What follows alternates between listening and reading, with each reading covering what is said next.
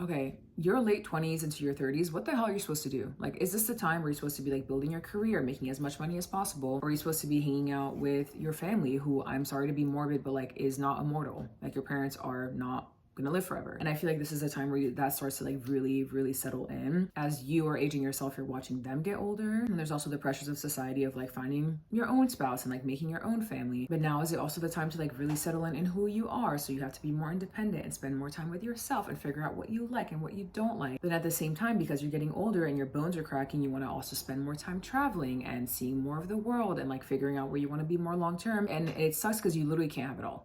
And like you just cannot have it all. I think your late 20s and your early 30s, and you're kind of confronted with the fact of like, how do I build my future while also balancing being present with the people who built me? I had the privilege of quitting my corporate job and I have a remote job now, which to me was like, oh my God, yay. Like I can spend more time seeing literally everybody in my family. But the problem with that is that anyone who comes from a divorced or a multicultural family, you'll know what I'm talking about. But my family is scattered across like 3 different continents. So I can't exactly be like jet setting everywhere. Personally, I spent a lot of time in the US being with my American family. And then I decided, you know what, I think I spent enough time here. I'm gonna go hang out in Senegal with my Italian family. And for my geographically challenged people, this is Senegal, okay? All the way on the other side of the Atlantic Ocean. But in being closer to my dad and my grandma and my little sister, I've now distanced myself from my mom and distanced myself from my sister. And I feel like it gets even more complicated when you kind of feel this sense of duty for your family. Even though my family doesn't really overtly express anything, there is that kind of sense of like, hey, like we're getting older and we actually want to spend more time with you. Like, is that something that you can swing? Is something you can pull? And I'm like, I'm trying.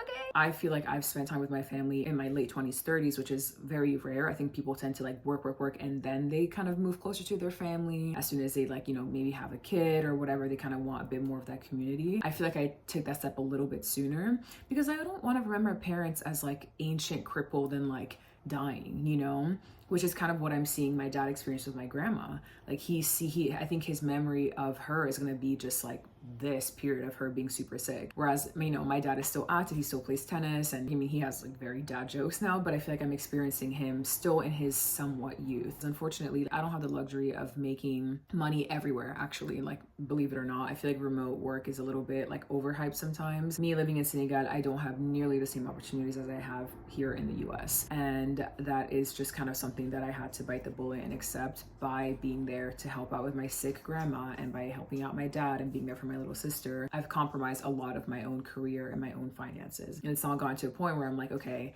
now it seems like I actually have to revert that and go focus on my career and my more independent life a lot more than my family. But the problem with that is that during the process of me leaving the US, the universe was sending me a lot of these stories where people who had lost family members, whether it was their parents or other people in their family, kept saying, or just in general, I would see this all the time. People always said, like, I really regret the time I didn't spend with them. And people kept saying that over and over and over again. And I felt like it was a push for me to go ahead and spend more time with the family that I hadn't seen in forever. I've tried my best to allocate as much, sorry, the cat.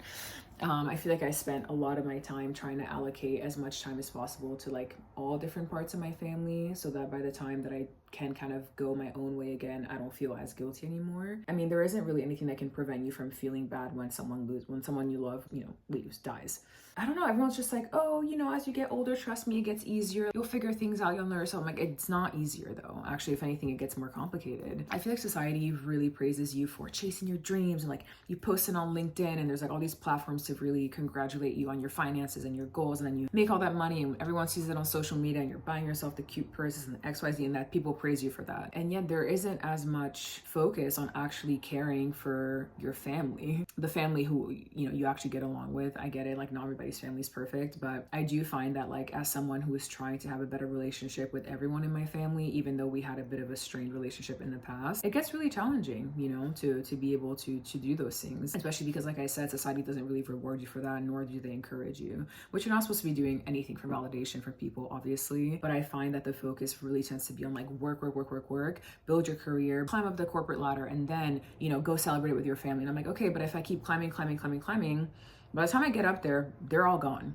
Like, who am I celebrating with? Kind of what I've gathered from this is that maybe the goal isn't to necessarily pick one or choose one that's better, but if you're someone who really values success, especially in career and your finances, maybe there's a way to have your success mean something to your family as well. Anywho, I felt like that was kind of more of a rant, but I don't know if you kind of felt that way. Maybe if you're older and you've experienced, like, I don't know, regrets of doing something, like spending way too much time focused on your career, or maybe spending way too much time focused on pleasing your family, like, let us know. I think it would be super insightful for anyone, but you know, no one really prepares you for how challenging this part of your 20s, 30s, and maybe even your 40s is. But like I said, I think maybe at the end of the day, it's not really so much about picking. And I love the success stories of, like, you know, you hustle really hard and then you get to like retire your parents. Like, that's something that I would love to do. And so I'm realizing that, okay, you don't have to like work your ass off for 30 years and then do it. But how can you find the best ways to be as successful as possible now so that you can share that success with your family in the near future? No, man, your late 20s are not like as easy, straightforward, and linear as like people make them out to be. Don't even get me started on, like, you know,